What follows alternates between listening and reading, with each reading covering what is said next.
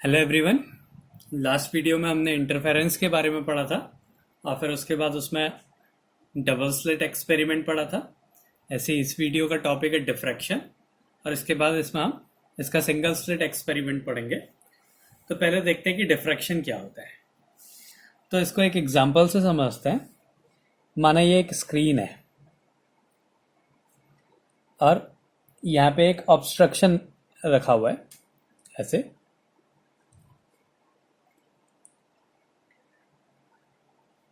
ये ऑब्स्ट्रक्शन है, इधर से लाइट इसके अंदर नहीं जा सकती है। अब यहाँ पे अगर हम एक सोर्स दें लाइट का, ये पूरा एक लाइट का सोर्स है। अब इससे लाइट जाएगी ऐसे, ये लाइट जा रही है तो इधर से इधर लाइट नहीं जा सकती है। इसका मतलब क्या है, जो ये इससे नीचे वाला जो पोर्शन है उसमें लाइट नहीं जानी चाहिए। लेकिन क्या होता है, ये जो है ये लाइट जो है थोड़ा सा बैंड हो जाती है ऐसे।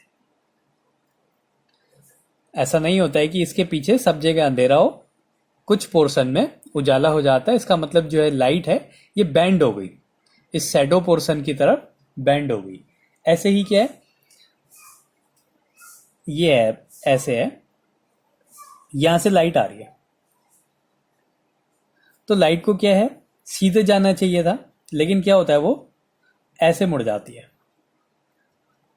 वो इतने ही पोर्शन पे लाइट नहीं करती है, लेकिन वो थोड़ा ऊपर नीचे भी करती है, तो ये ऐसे बैंड हो जा रही है वो। तो यही जो है इसी को बोलते हैं डिफ्रैक्शन। इसका मतलब क्या है, bending of light, bending of light toward shadow portion.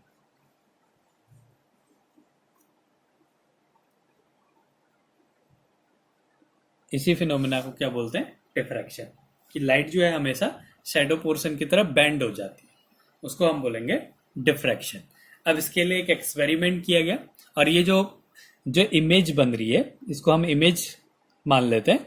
तो जो इमेज बन रही है ये ऑब्जेक्ट से ज़्यादा बड़ी है, तो इसी को जो है सिंगल स्लिट एक्सपेरिमेंट से एक्सप्लेन किया गया। तो अगला टॉपिक है Young's single slit experiment. Young's single slit experiment. उसकी विड्थ कितनी होगी, कितनी हाइट पे बनेगा, इसके लिए डिफ्रैक्शन में जो फ्रिंजेस बनेंगी और उसकी इंटेंसिटी क्या होती है, इसके लिए एक्सपेरिमेंट किया गया जिसको बोला यंग्स सिंगल स्लिट एक्सपेरिमेंट। इसमें क्या है, एक ही स्लिट ली गई, इसको थोड़ा बड़ा बना देते हैं। ये बहुत छोटी सी स्लिट, बहुत छोटा सा ओपनिंग होगी। तो यहाँ पे कैलकुलेशन के लिए और समझने के लिए इसको थोड़ा सा बड़ा दिखा दे रहे हैं। ये स्क्रीन है, ये स्क्रीन है और यहाँ पे एक ओपनिंग है ए बी, और इसकी जो विड्थ है वो स्मॉल डी मान लिया हमने। अब क्या होगा, इस पोर्शन से लाइट गई ऐसे और इधर से भी गई, तो यहाँ पे एक डार्क फ्रिंज मिल गई या ब्राइट फ्रिंज मिल गई। अभी उसकी कैलकुलेशन करेंगे कि कब वो ब्राइट फ्रिंज होगी और कब डार्क फ्रिंज होगी। इसके सेंटर से ये जो पॉइंट होगा ये हमेशा सेंट्रल मैक्सिमा होगा। यहाँ पे हमेशा ब्राइट फ्रिंज मिलेगी क्योंकि ये ए और बी से सेम डिस्टेंस पे है। तो ए और बी से सेम डिस्टेंस होने के कारण जो वेव ए से चल रही है और बी से, ये क्या है एक सोर्स है, ऐसे सोर्स से लाइट जा रही है, वेव फ्रंट्स जाएंगी और यहाँ पे एक इससे बाहर जा रही है। तो जब यहाँ से जो सोर्स होगा वो यहाँ जितने टाइम में पहुंचेगा, यहाँ से भी इतने टाइम पे पहुंचेगा। मतलब या तो दोनों सोर्सेस के क्रेस्ट पहुंचेंगे यहाँ पे या ट्रफ पहुंचेंगे। इसका मतलब यहाँ पे हमेशा कंस्ट्रक्टिव सुपरपोजिशन होगा, इसलिए फ्रिंज क्या है हमेशा ब्राइट फ्रिंज पर। और इसको हमने मान लिया कि कोई पॉइंट पी है। अब ये जो है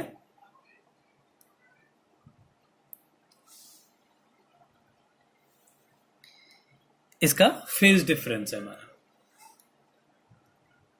ये जो पॉइंट एम है ये ये वाला जो डिस्टेंस है, ये और ये बराबर, ये और ये मतलब ए पी और एम पी, ये दोनों की लेंथ इक्वल है। इसने इतना ज्यादा लेंथ और ट्रेवल करनी हो रही है, तो ये क्या हो गया, उसका पाथ डिफरेंस हो गया। और मान लिया कि जो ये एंगल है, ये वाला जो एंगल बन रहा है, ये थीटा एंगल बन रहा है। अब इसके सेंटर से एक लाइन ये ड्रॉ करी, अगर ये थीटा है तो ये जो एंगल बन रहा है ये भी थीटा एंगल होगा। तो इसको एक दोबारा से देख लेते हैं। ये इस तरीके से है, ये दो लाइट की रे हैं, ये ए पॉइंट है, ये बी पॉइंट है, ये इसका सेंटर है, ये इसका पाथ डिफरेंस है, ये वाला बी एम, ये पाथ डिफरेंस है। और माना कि ये जो एंगल बन रहा है ये थीटा एंगल बन रहा है। तो अगर ये थीटा एंगल बन रहा है, तो अगर हम यहाँ से एक लाइन ड्रॉ करें तो ये एंगल भी थीटा होता है। तो ये इसकी कंडीशंस है। ये डी है डिस्टेंस, और ये जो स्क्रीन बन रही है, इस स्क्रीन की जो डिस्टेंस है ये कैपिटल डी है। और माना ये सेंट्रल मैक्सिमा से ये जो फ्रिंज बन रही है, इसकी हाइट एक्स हाइट है। तो ये इसकी कंडीशन है। तो अब इसके लिए लिख देते हैं, और यहाँ पे जो मिडिल पॉइंट है इसको ई मान लिया। तो क्या है, A B is an opening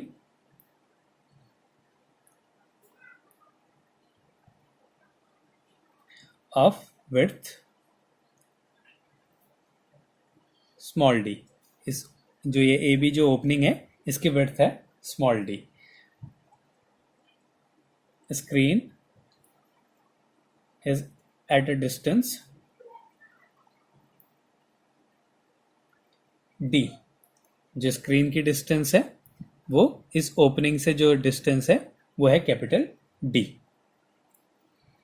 फिर अगला पॉइंट है C is equidistant from A and B। Equidistant from A, B and it has maximum brightness। क्योंकि ये इक्वल डिस्टेंस में, इसलिए दोनों की या तो क्रेस्ट पहुंचेंगे यहाँ पे या ट्रफ पहुंचेंगे, इसलिए इसकी ब्राइटनेस मैक्सिमम होगी। P is a point at elevation theta. जो पी पॉइंट का जो एलिवेशन है इधर से वो थीटा है, ये दिखा है। तो path difference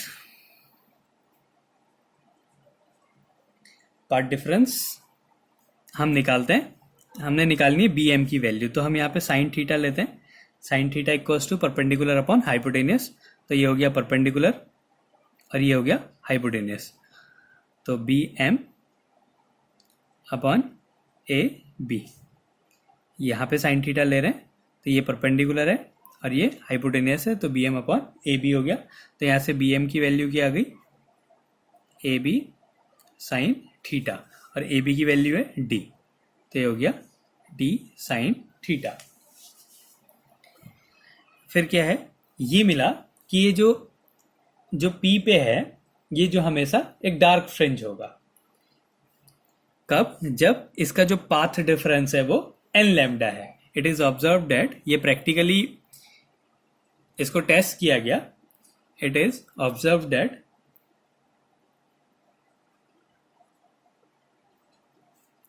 when d sin theta equals to n lambda, then P is a dark point। Double slit में हमने क्या देखा, तो जब उनका जो पाथ डिफरेंस है वो एन लैम्डा होता था तो वहां पे ब्राइट फ्रिंज मिलती थी। लेकिन यहाँ पे ये देखा गया कि अगर डी साइन थीटा ये पाथ डिफरेंस है, पाथ डिफरेंस अगर एन लैम्डा के इक्वल होता है तो एक ऐसी फ्रिंज मिलती है, डार्क फ्रिंज मिलती है। तो फिर इसको एक्सप्लेन भी किया गया। तो उन्होंने बोला कि ये जो दो वेव्स जा रही हैं इनका जो डिफरेंस है वो लैम्डा है, और ई जो है इसके मिडिल में एक पॉइंट है। ए से ई तक के जितनी भी वेव्स हैं उसके लिए कॉरस्पॉन्डिंग वेव है ई से बी के लिए। ए से ई के लिए जो भी वेव है उसके लिए कॉरस्पॉन्डिंग वेव है ई से बी पे। तो इसका मतलब इसके बीच में, अब हम इसको वैसे नंबर से ले लेते हैं, ये 1 है, एक नंबर की वेव है, और ये 100 है, और इनके बीच का जो पाथ डिफरेंस है वो अगर 100 होता है तो ये जो है एक ब्राइट फ्रिंज मिलती है। और ई जो है वो 50 नंबर पे है, मतलब इसके मिडिल पॉइंट पे, जहां से 50th नंबर की वेव जा रही है। तो ए और बी के बीच में ऐसी कोई भी वेव नहीं होगी जिसका पाथ डिफरेंस जो है 50 हो, जिसका पाथ डिफरेंस 100 हो, लेकिन इसके बीच में 50 ऐसे पेयर्स होंगे जिसका पाथ डिफरेंस 50 होगा। मतलब अगर हमने एक ब्राइट फ्रिंज लेके आनी है तो पी का जो पाथ डिफरेंस है दोनों वेव्स का वो 100 होना चाहिए। ये इसका वेवलेंथ है 1 और इसकी वेवलेंथ है 100। तो इसके बीच में एक भी ऐसा पेयर नहीं होगा जिसका जो है पाथ डिफरेंस वो 100 हो। अगर हम पहली और लास्ट को भी लेंगे तो क्या आएगा, 99 आएगा। लेकिन इसके बीच में 50 ऐसे पेयर्स होंगे जिसका पाथ डिफरेंस 50 होगा। तो अगर हम इसको डबल स्लिट से देखें तो ये एक स्लिट हो गई, ये दूसरी स्लिट हो, इसको 2 पार्ट में डिवाइड कर दिया, ये इस एक स्लिट को, और इसके बीच का जो पार्ट डिफरेंस है वो डबल स्लिट के लिए क्या होना चाहिए, लैम्डा होना चाहिए। लेकिन इसके बीच में एक भी वेव ऐसी नहीं होंगी, कोई भी ऐसी 2 वेव्स नहीं होंगी जिनका पार्ट डिफरेंस जो है वो हमेशा लैम्डा होगा। लेकिन इसके बीच में 50 ऐसे पेयर होंगे जिसका पार्ट डिफरेंस क्या है, लैम्डा बाई 2 है। तो अगर हम डबल स्लिट एक्सपेरिमेंट से देखें तो अगर लैम्डा बाई 2 पार्ट डिफरेंस होता है तो कैसी फ्रिंज मिलती है हमें, डार्क फ्रिंज मिलती है।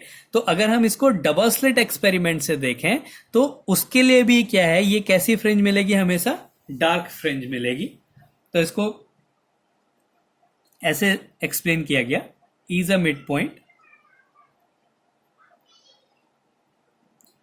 Is a mid point between A and B. A और बी का मिड पॉइंट है ई।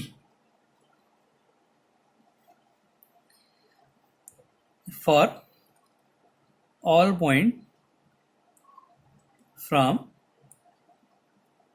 ए टू ई, ए से ई के लिए ये ई है, for all points from A to E there is a corresponding point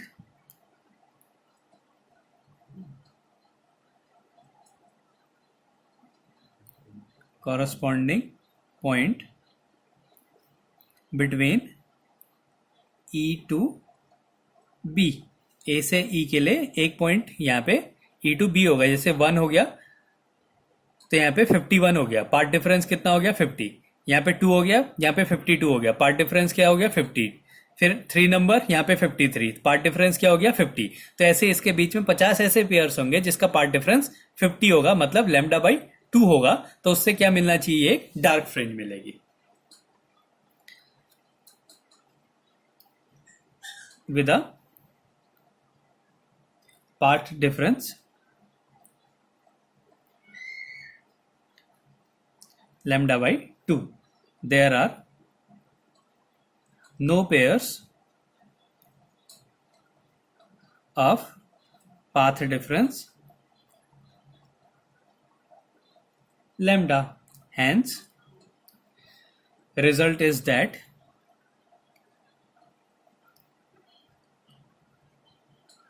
P is a dark point. तो अगर n लैम्डा होगी, इसका जो पार्ट डिफरेंस वो n लैम्डा है, तो P कैसा पॉइंट होगा, डार्क पॉइंट होगा। तो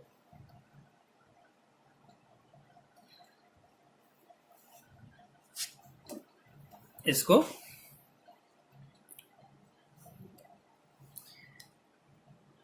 तो ये हो गया for dark fringe.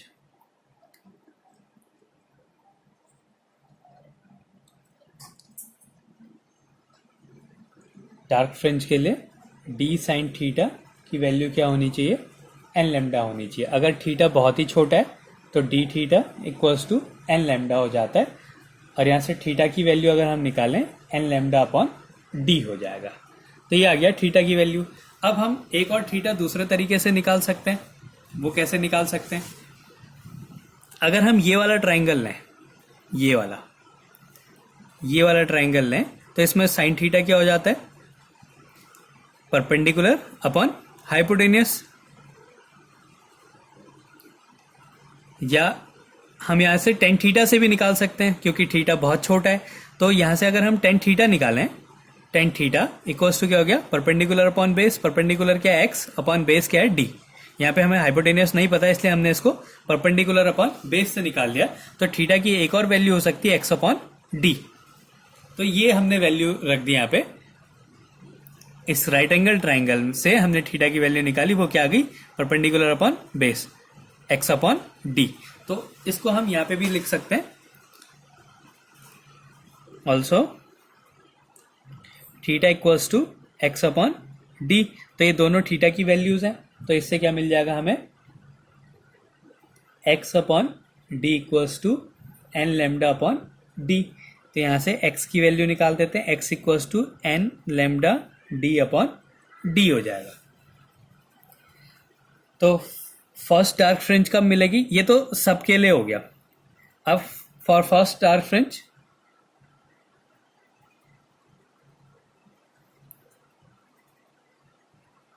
First dark fringe के लिए n की वैल्यू क्या हो जाएगी? 1 हो जाएगी। तो x1 इक्वल्स टू क्या हो जाएगा? Lambda d upon D. ऐसे ही similarly for bright fringe.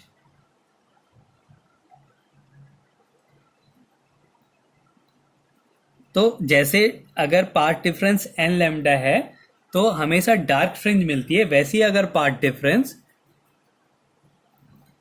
2n+1 lambda by 2 हो तो ये हमने याद रखना पड़ता है कि कब डार्क फ्रिंज मिलेगी और कब ब्राइट फ्रिंज मिलेगी, क्योंकि ये प्रैक्टिकली प्रूव्ड है कि अगर 2n+1 लैम्डा बाई 2 है पाथ डिफरेंस, तब ये कैसी फ्रिंज मिलती है?